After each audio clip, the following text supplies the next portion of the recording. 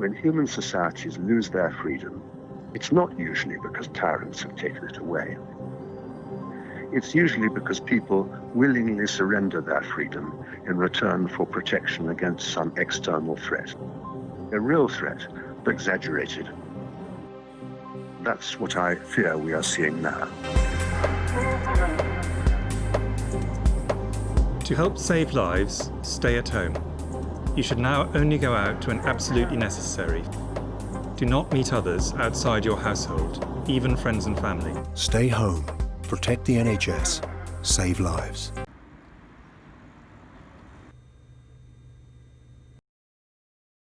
The elderly have been particularly targeted just for being old and been told to lock themselves up for 12 weeks. And that's unrealistic. Think of school kids between the age of 5 and 14. There's about 7 million of them. And sadly, about 600 die every year.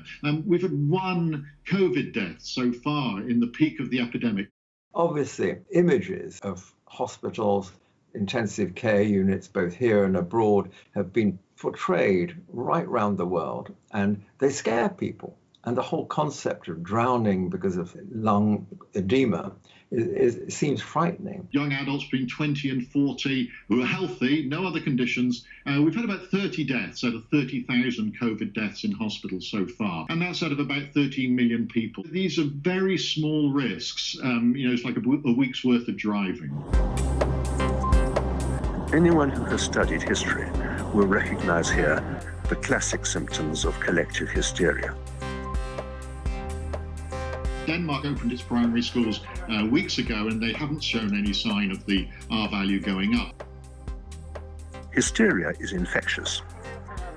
We are working ourselves up into a lava in which we exaggerate the threat and stop asking ourselves whether the cure may be worse than the disease.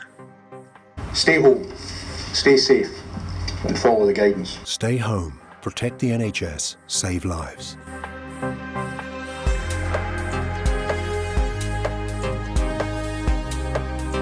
Where necessary and bluntly as a last resort, we will enforce the law. The government can issue orders or express preferences with no legal authority, and the police will enforce ministers' wishes. This is what a police state is like.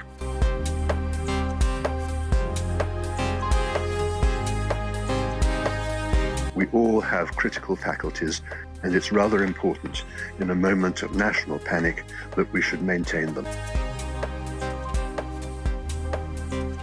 The pressure on politicians has come from the public. They want action.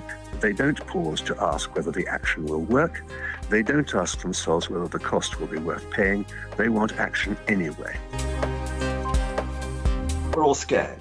And my point of view is that we've got to end the pandemic, and we've got to end the psychology of fear that we've built up for this pandemic.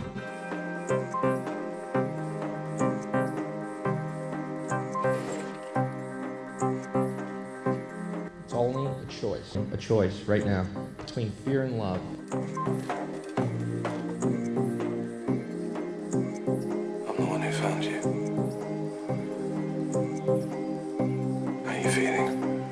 Yes, this is serious, and yes, it's understandable that people cry out to the government.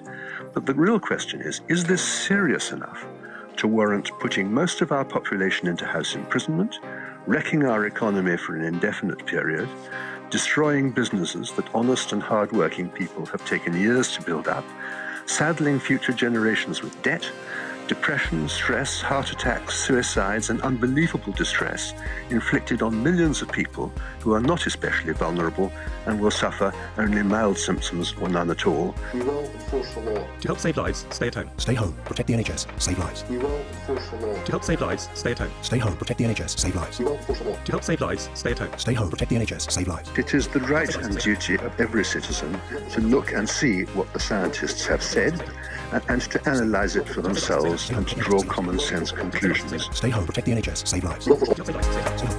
We will enforce the law. Stay home. Protect the NHS. Save lives. We will enforce the law. We will enforce the law. Stay home. Protect the NHS. Save lives. We will enforce the law. We will enforce the law. Stay home. Protect the NHS. Save lives. We will enforce the law. We will enforce the law. Stay home. Protect the NHS. Save lives. We will enforce the law. We will enforce the law. Stay home. Protect the NHS. Save lives. There is a point Is there a point to all this? Let's find a point. We can't say anything is safe, but nothing is safe. We take all the precautions we can and therefore get on with our lives. Hey, don't worry, don't be afraid, ever, because this is just a ride. When the lockdown ends, whenever that is, the virus will still be there waiting for us. Indeed. Choice right now between fear and love. We are going to have to live with COVID-19. A choice. It's going to be around for a long time. A choice. We have never lived in a risk-free world, Fear and love. and we're never going to live in a risk-free world. Life is only worth living if you are prepared to engage in social activities which inevitably involve risk. I'm the one who found you. It's just a ride. Just a ride.